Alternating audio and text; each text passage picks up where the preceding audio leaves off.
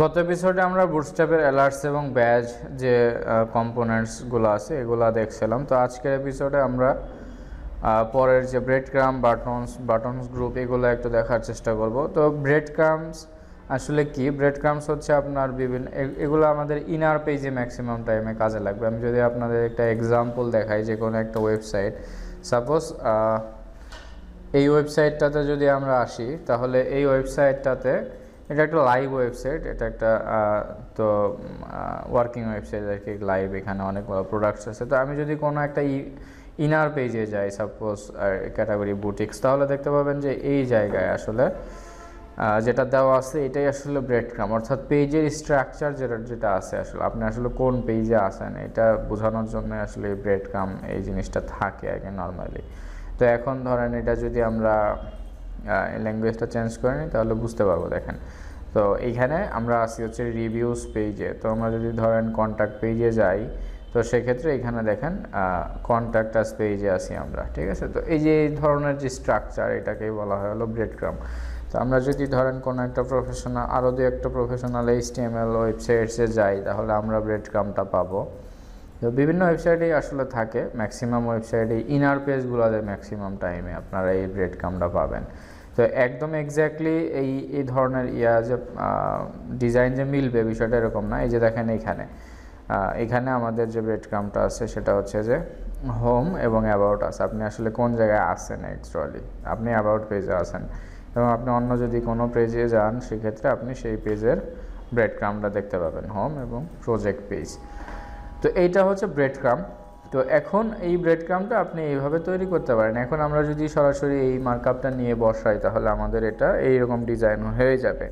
কিন্তু আমাদের আসলে উচিত কি, এখান থেকে আমরা জাস্ট চাইলে কি করতে পারি, এই ব্রেড ক্রামটা যদি কখনো লাগে তাহলে আমরা এটা ইউজ করতে পারি, অথবা এখান থেকে আমাদের শেখার যে বিষয়টা আছে সেটা হলো যে এই ধরনের ব্রেড ক্রাম তৈরি করার জন্য স্ট্যান্ডার্ড মার্কআপ আসলে কি হওয়া উচিত। তো আমরা স্ট্যান্ডার্ড মার্কআপ হিসেবে কি করব, একটা ন্যাভ ট্যাগ নিব, তারপরে OLLI দিয়ে আমরা এই ধরনের ব্রেড ক্রাম কী করব, তৈরি করব। এটাই হচ্ছে মোটামুটি স্ট্যান্ডার্ড একটা মার্কআপ। তো এই ধরনের ব্রেড ক্রাম যখন আপনার আসবে, আপনি মার্কআপটা এইরকম সেম রাখবেন, এরকম কি সিমিলার রাখবেন মার্কআপ, তাইলে মোটামুটি আমাদের ব্রেড ক্রাম যে কোনো ডিজাইন আমরা কাস্টমাইজ করে ফেলতে পারবো। এটার জন্য আসলে আমাদের যে বুটস্ট্র্যাপের এক্স্যাক্টলি এটা ইউজ করা লাগবে বিষয়টা এরকম না। আপনি জাস্ট এখান থেকে মার্কআপ আইডিয়াটা নিলেন। তো ধরেন এখান থেকে যদি আমরা এই মার্কআপটা আমরা এখান থেকে কপি করি, এখানে আমাদের যে ইয়াগুলো ছিল এগুলো আমরা রিমুভ করে দিলাম। ওকে, তো যেটা আমরা কপি করলাম সেটা যদি আমরা এখানে পেস্ট করি, দেখেন অনেক আননেসেসারি এলিমেন্টস এখানে থাকবে, যেগুলো আমাদের আসলে কী করতে হবে, রিমুভ করে ফেলতে হবে। তো এইখানে হোম এবং আমাদের যে একটাই আছে, এখানে একটাই আইটেম আছে, যার কারণে আমাদের এখানে জাস্ট হোম দেখাচ্ছে। তো যদি দুইটা থাকে তাহলে আমরা কি করব, যে এই LI দুইটা আছে, হ্যাঁ। তো এটা যদি আমরা নিই তাহলে এটা কপি করে আমরা এই জায়গায় নিতে পারি, এটাকে আমরা এখানে পেস্ট করে দিলাম। ওকে, তাহলে আমরা এখন মোটামুটিভাবে একটা ব্রেড ক্রামের মার্কআপ নিয়ে চলে আসলাম। এখন এর নেভের ভিতরে OLLI দিয়ে আমাদের এটা করতে হবে। আমরা অলরেডি জানি OLLI এর কাজ কি, অর্ডার লিস্ট তৈরি করার জন্য, আর ULLI হচ্ছে আনঅর্ডার লিস্ট তৈরি করার জন্য। এই যে হোম লাইব্রেরি এই ধরনের মার্কআপ হয়ে গেছে। এখন আপনাকে কিছু এক্সট্রা CSS করতে হবে এখানে। সাপোজ এখানে আপনি এক্সট্রা একটা ক্লাস দিলেন, দিয়ে আপনি এখানে OLLI-কে নিজের মতো করে ডিজাইন করে নিতে পারবেন, এবং যেটা অ্যাক্টিভ আছে সেটা কি, সেটাতে একটা ক্লাস বসে যাবে অ্যাক্টিভ। এবং এখানে আননেসেসারি যে এলিমেন্টস এগুলো চাইলে আপনারা রিমুভ করতে পারেন। এরিয়া লেভেল যেটা আছে, তারপরে আপনার হচ্ছে যে এরিয়া কারেন্ট পেজ, এইগুলো হচ্ছে আননেসেসারি এলিমেন্টস, এগুলা ডিলিট করে দিলেও খুব একটা ডিফারেন্স আপনারা দেখতে পাবেন না এখানে। তো এটা হচ্ছে ব্রেড ক্রাম ইউজ করার একটা মানে নর্মাল একটা প্রসেস। তো ফার্স্ট অফ অল ব্রেড ক্রামের মার্কআপটা খেয়াল করবেন, ন্যাভ OLLI দিয়ে এই ধরনের ব্রেড ক্রাম যখনই আপনাদের প্রজেক্টে এরকম আসুক, জাস্ট মার্কআপটা ঠিক রাখবেন। যদি মনে হয় না বুটস্ট্র্যাপের ডিজাইন দিয়ে হয়ে যাচ্ছে তাহলে হলো ভালো, আর যদি না হয় তাহলে CSSটা অন্তত আমাদের নিজেদের মতো করে স্টাইল করে নিতে হবে। ওকে, তো এর পরবর্তীতে ধরেন বাটনস যেটাও আছে, ব্রেড ক্রাম্বের আরও নিচে আরও অনেক কিছু আছে, দেখেন এগুলো আপনার একটু ট্রায়াল দিয়ে আর কি, যে ব্রেড ক্রাম্বে যদি অ্যারোটা চেঞ্জ করা লাগে সেক্ষেত্রে আসলে কীরকম হয়। হ্যাঁ, এই যে এখানে ডিভাইডার এইরকম বিএস ব্রেড ক্রাম্ব ডিভাইডার যদি আপনি এই ভ্যারিয়েবলটা ইউজ করেন এখানে জাস্ট এই যে আইকনটা দিবেন এটাই আসলে এখানে বসে যাবে, এটাই আর কি। তো এটা আমরা চাইলে কি করতে পারি, এটা আমরা সিএসএস দিয়ে ডিজাইন করে ফেলতে পারি। নেভে স্টাইল ওএল এলআই, তো আপনি এলআই ধরে এলআই কি করতে পারেন, আফটারে একটা অ্যারো দিতে পারেন। এটা অনেকভাবেই করা যায়, অথবা যে এলআইটা থাকবে সেটার বিফোরে একটা অ্যারো দিতে পারেন। তো এইভাবে আমরা চাইলে ব্রেড ক্রাম্বকে অনেকভাবে নিজেদের মতো করে আমরা ডিজাইন করে ফেলতে পারবো। এরপরে আসেন হচ্ছে বাটন, বুটস্ট্র্যাপের বাটনগুলো নিয়ে যদি আমরা একটু কাজ করি, তাহলে আমরা অলরেডি এই বাটনগুলা সম্পর্কে সম্ভবত আমরা দেখছিলাম। তো এইখানে দেখেন মানে কালারগুলো দেখছিলাম, আসলে বাটনটা দেখা হয়নি। তো যাই হোক, তো এখানে বাটন যেগুলো আছে এই ধরনের বাটন যদি আপনি তৈরি করতে চান তাহলে আপনার ইজিলিভাবে এখানে বাটনে ফার্স্ট অফ অল ক্লাস দিতে হবে বিটিএন, এরপর হচ্ছে বিটিএন প্রাইমারি না কালারের উপর ডিপেন্ড করে আপনি আসলে কোনটা দিতে চাচ্ছেন। তো সেক্ষেত্রে সাপোজ ধরেন আমরা যদি এখানে একটা বাটন নেই,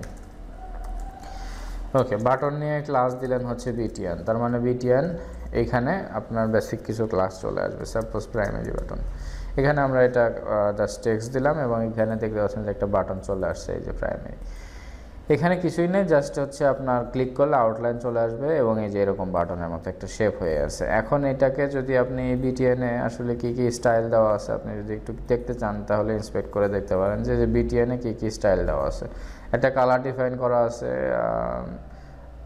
ওকে, ইজ নট ডিফাইন, কালারটা আসলে ডিফাইন করা নেই। এর কারণটা হলো যে আপনি বিটিএন সেকেন্ডারি, প্রাইমারি না ডেঞ্জার বা ওয়ার্নিং এগুলো কিছু দেন নাই, যার কারণে সেটা পাচ্ছে না। এই যে বিটিএনের যে ক্লাসগুলো এগুলো আছে, তো এখানে যেটা আছে সেটা হচ্ছে যে প্যাডিং আছে, আপনার ফন্ট সাইজ আছে, ফন্টের ওয়েট আছে, লাইন হাইট আছে, তারপরে বাটন কালার, ব্যাকগ্রাউন্ড কালার আপাতত ট্রান্সপারেন্ট করা আছে, ডিসপ্লে লাইন ব্লক, মানে এরকম আর কি, যেগুলো ইসেনশিয়াল যে এলিমেন্টসগুলো লাগে আসলে সিএসএসগুলো ওগুলো দেওয়া আছে।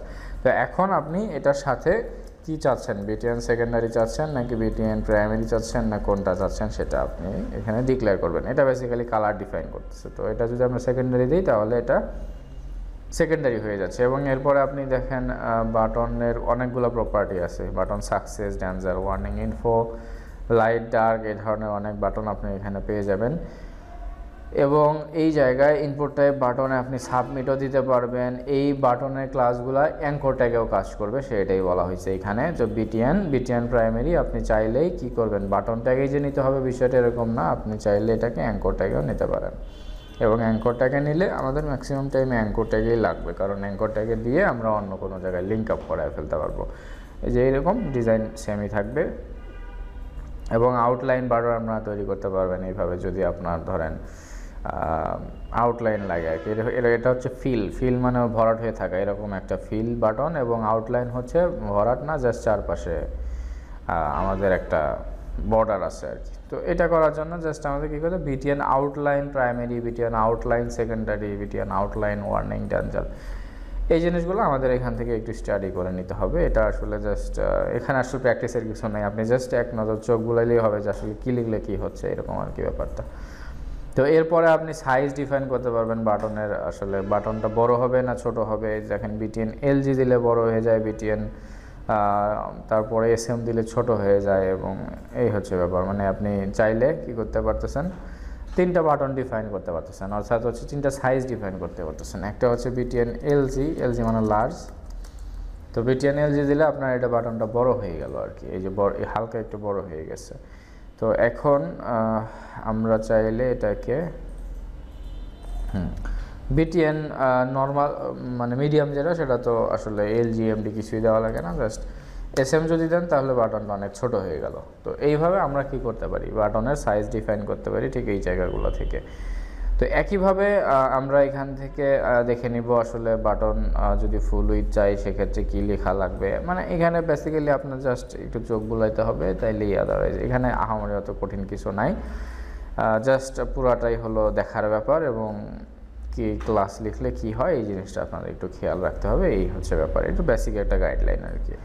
তো এর পরবর্তীতে এগুলো আপনি চাইলে ইউজ করতে পারেন, আদারওয়াইজ আপনি স্কিপও করতে পারেন, কোনো সমস্যা নেই। আপনাকে বুটস্ট্র্যাপের সবচেয়ে গুরুত্বপূর্ণ যে টপিকসগুলো এগুলো কিন্তু আমরা অলরেডি কভার করছি। ফ্লেক্স যেটা গ্রিড এলিমেন্ট যেটা আছে মানে রো এবং কলাম, এটাই হচ্ছে সবচেয়ে মোস্ট ইম্পর্টেন্স। এবং এরপর হচ্ছে কম্পোনেন্টসের ভিতরে মোস্টলি বেশিরভাগ লাগে আমাদের অ্যাকর্ডিয়ন্স। তো সেক্ষেত্রে অ্যাকর্ডিয়ন নিয়ে আমরা অলরেডি অনেক বিস্তর আলোচনা করছি, এবং এগুলা নিয়ে আসলে তেমন দেখানোর কিছু নেই, জাস্ট আপনি দেখতেছেন কি করলে কি হয়।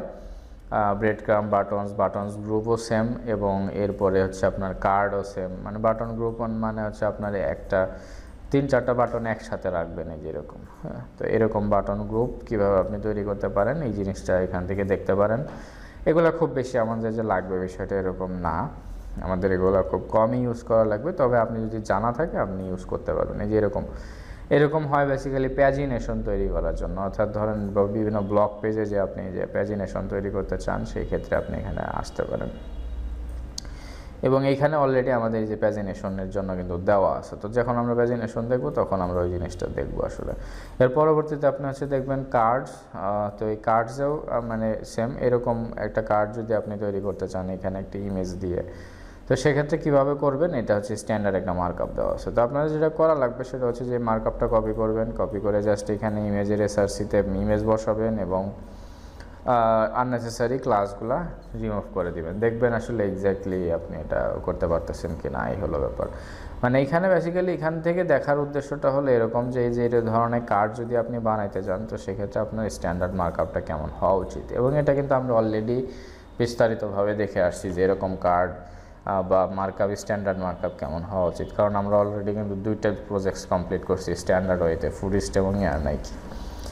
ওকে, কাজেই আমাদের আসলে এই জিনিসগুলো জাস্ট আপনি দেখবেন এবং মোটামুটিভাবে হালকা পাতলা একটু প্র্যাকটিস করলে হয়ে যাবে। তো এখানে এগুলো খুব বেশি কাজে লাগবে না আমাদের।